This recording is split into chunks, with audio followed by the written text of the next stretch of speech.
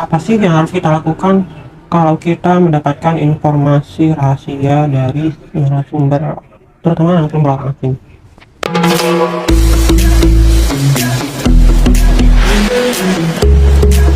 Halo. Hai. Oke, lanjut kita bahas sekilas ya. Disclaimer dulu. Sebetulnya ini bukan berarti hanya untuk orang asing aja, tapi sebetulnya narasumber secara umum. Ya, bisa dibilang kalau informasi rahasia itu adalah off the record, maksudnya dia informasi yang tidak untuk disiarkan ya. Jadi sekedar hanya untuk kamu tahu gitu, kamu yang wawancara gitu, kamu yang kepo-kepo, kamu sebagai jurnalisnya, kamu cukup tahu aja gitu, kamu yang tahu aja, udah ini informasinya spesial buat kamu, istilahnya begitulah. Terkadang sih berdasarkan yang saya alami sedikit ya, kita harus bisa memilah-milah ya. Kadang ada informasi yang kita dapatkan dari narasumber itu tapi sensitif banget gitu, itu bener-bener harus dipikirkan, maksudnya harus dilihat dulu seperti apa gitu, apalagi kalau nggak sesuai konteks mah jelas ya nggak mungkin kita tulis atau kita siarkan. Tapi kalau memang itu sangat rahasia, terutama apalagi kalau dia udah ngomong ini off the record ya, itu udah jelas jangan jangan kita apa-apain lagi, udah biarin aja gitu, sekedar tahu aja. Tapi kalau enggak, kadang kita harus memastikan, karena nggak semua orang yang memberikan informasi kepada kita dia mau, apalagi sensitif, dia apa namanya, ngasih tahu gitu secara langsung ya, ini jangan disiarkan ya gitu. Nah, terus kita harus gimana?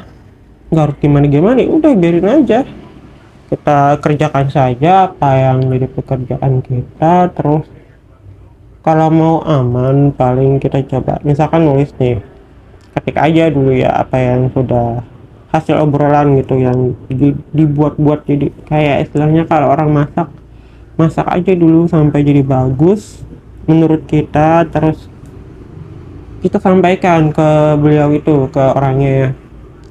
Misalkan mbak, mas atau mbak lah, mas, mbak, ini saya udah buat ramuannya gitu, kalau kata dokter ramuan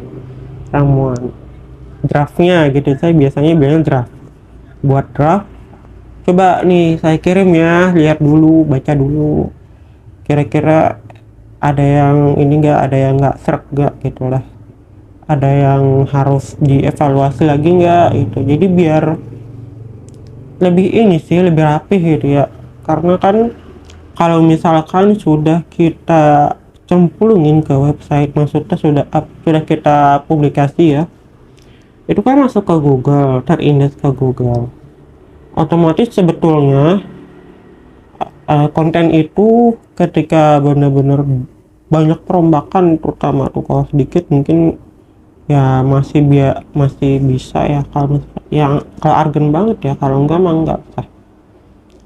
Kalau banyak yang dirombak nanti jadinya kurang bagus kan, jadi sedikit mengganggu gitulah keberadaannya di Google. Nah, kalau kita kirim draftnya dulu ke dia, kan kita akan merasa lebih nyaman dan aman gitu. Kita juga apa, memberikan kesempatan kepada narasumber itu biar dia merasa nyaman juga, lebih nyaman lagi sama kita gitu. Ini loh tulisan gue, konten gue kayak gini, kalau mau nggak gitu, atau mungkin ada yang mau ditambah atau ada yang mau dikurangin, dihilangkan, atau mungkin ada hal sensitif yang tertulis di situ dan bagi dia itu sangat mengganggu. Tuh, ada sedikit cerita. Jadi saya pernah mendapatkan satu narasumber, kebetulan ini memang bukan orang Indonesia ya, orang asing salah satunya. Walaupun saya juga pernah punya pengalaman dengan orang-orang narasumber lainnya gitu, yang atau mungkin dari berdasarkan sharing sama teman saya gitu, ada informasi-informasi sensitif tapi kadang tidak bisa disiarkan dulu, bisa jadi untuk saat itu gitu ya, atau mungkin ya hanya untuk kita tahu aja gitu. Jadi begini ceritanya, suatu saat saya pernah menanyakan sesuatu, sebut aja lah, misalkan saya menanyakan informasi tentang benda atau orang A gitu lah, bilang aja gitu ya. Nah terus dia jawab sih, cuman sempat kaget juga sih baca jawabannya, denger jawabannya gitu. Wah ini kayaknya kok sensitif gitu ya, apa mendingan ditulis atau dijadiin konten atau enggak ya. Kayaknya nggak usah deh, soalnya nggak penting-penting banget juga sih buat orang lain. Kita bisa kita buat gak penting gitu buat apa, apalagi nanti bisa menjadi masalah ya takutnya. Jadi mendingan skip aja lah, udahlah biar aja, oh just hanya untuk saya tahu aja gitu. Oh ya deh, oke oke begitu.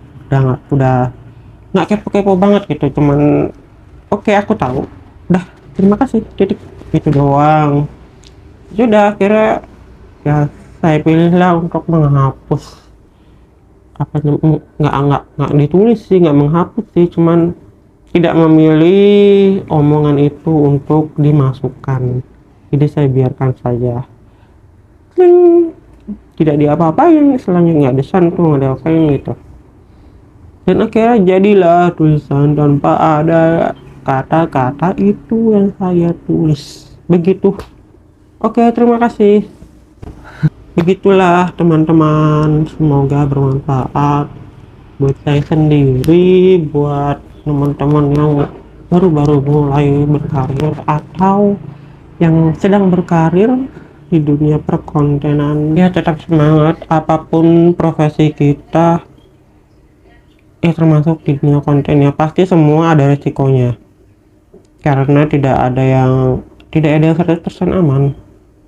Tidak bekerja pun juga tidak aman ya, tidak ada, karena kan tidak nyaman ya. Terima kasih banyak sudah menyimak, terutama sampai terakhir ya. Silahkan kasih komentar positif buat kedepannya video ini. Terima kasih. Assalamualaikum. Annyeong.